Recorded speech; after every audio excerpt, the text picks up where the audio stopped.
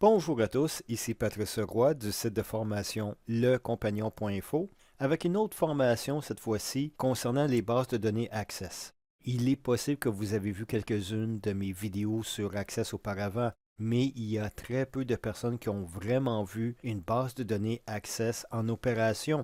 Alors, je vous donne ici un exemple d'une base de données de réservation de locaux que j'ai utilisée pendant plus de 15 ans au laboratoire d'informatique. La version originale de la base de données était pour un système de réservation pour 4 locaux dans 2 emplacements différents.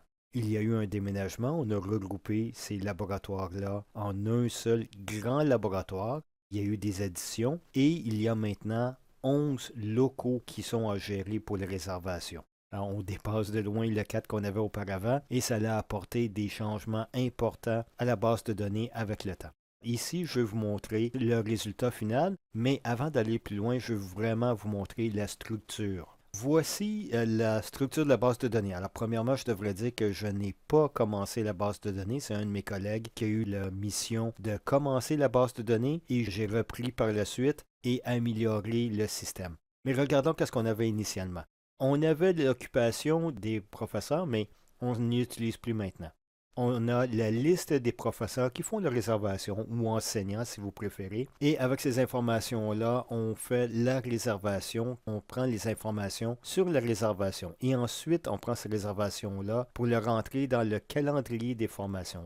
Un cours en particulier peut se retrouver à plusieurs endroits dans le calendrier. Alors, il y a une réservation pour 2, 3 semaines différentes pour la session, dépendant des besoins.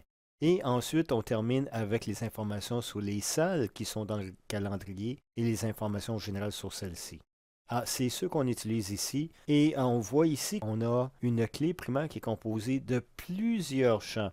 Auparavant, on avait le numéro de laboratoire. Comme je disais, il y avait 2 laboratoires. On devait faire la distinction entre les réservations du laboratoire 1 et 2. On n'a plus besoin de ça maintenant. C'est tout un laboratoire. On a les informations sur la salle, mais aussi sur la date et l'heure, parce que pour une même réservation, on peut réserver plusieurs fois dans une même journée. Alors, on réserve le matin pour une formation, on réserve l'après-midi pour le même cours, mais pour un atelier, il faut prendre ça en considération. Alors, c'est pour ça que la clé est aussi imposante qu'elle l'est. Ça vous donne une petite idée des tables qu'on a besoin, mais aussi des relations qu'on a besoin pour ensuite travailler avec la base de données qu'on a.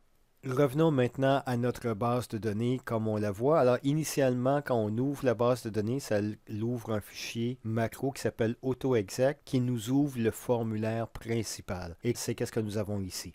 À partir d'ici, j'ai les options pour les réservations. Ensuite, j'ai les options pour la navigation à l'intérieur du calendrier et j'ai aussi des informations que j'ai besoin. Il y a la date pour laquelle on voit les informations, mais aussi le nombre de réservations durant la journée et aussi le maximum simultané. C'est une information que j'ai besoin lorsque j'ai des demandes supplémentaires et je dois savoir est-ce que le laboratoire peut accepter plus de réservations selon les conditions qu'on doit remplir.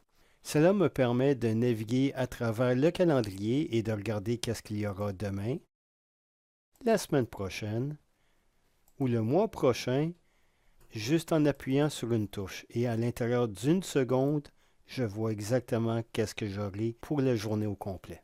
Regardons en dessous, on a les informations pour gérer le calendrier, gérer les salles, ajouter des participants, des enseignants à la liste et aussi gérer le calendrier et aussi gérer plusieurs réservations en même temps. Et on a des options pour rechercher de l'information et faire nos analyses. Et au bas, on a les options pour imprimer différents rapports, tels que le calendrier d'aujourd'hui, le calendrier pour demain, et quelques-uns des rapports qui sont besoin pour les analyses. Mais on a plus dans les analyses ici. Regardons comment on peut travailler avec ce calendrier-là. Eh bien, on a la première case ici, on a le code pour la réservation, et ensuite, on peut commencer à rentrer l'information. Je pourrais dire juste rentrer le code ici, et de cette façon-là, réserver un local pour un cours en particulier, juste en utilisant le code de référence qu'on a ici. À la droite ici, on a aussi une autre option pour nous donner des informations sur la réservation.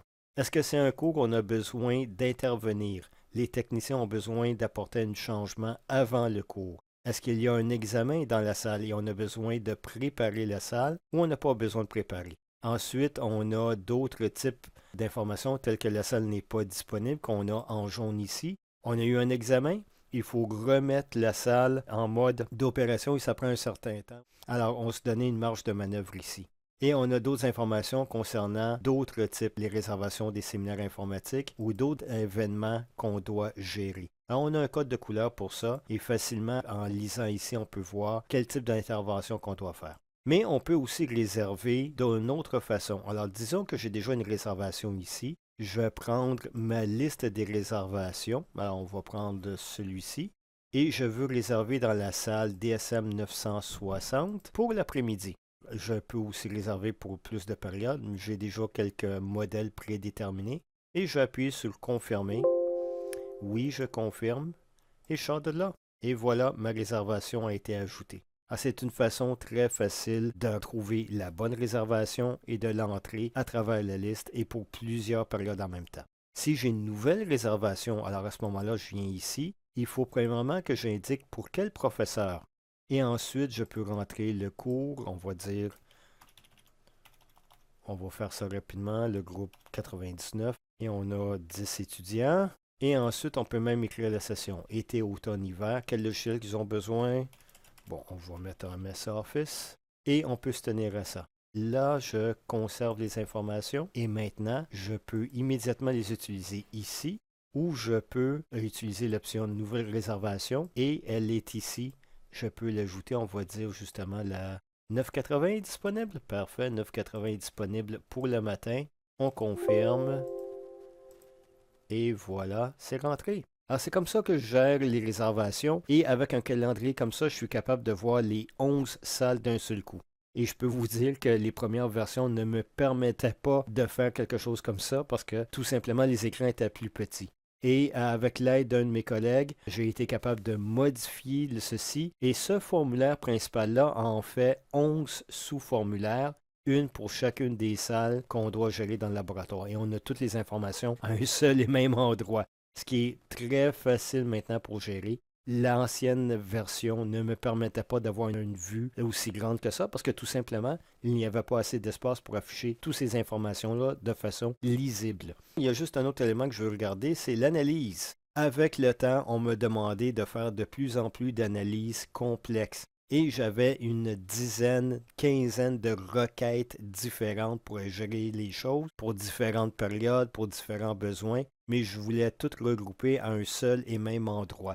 Là, je peux maintenant faire une analyse pour une session en particulier ou l'année au complet. Pour une période, si je veux seulement l'analyse du matin, l'analyse pour l'après-midi ou le soir, je peux le faire. Et je peux voir la compilation des réservations. Alors, disons que je veux juste l'automne et je vois la compilation selon le taux d'utilisation. Voici mon rapport pour les périodes que j'ai besoin.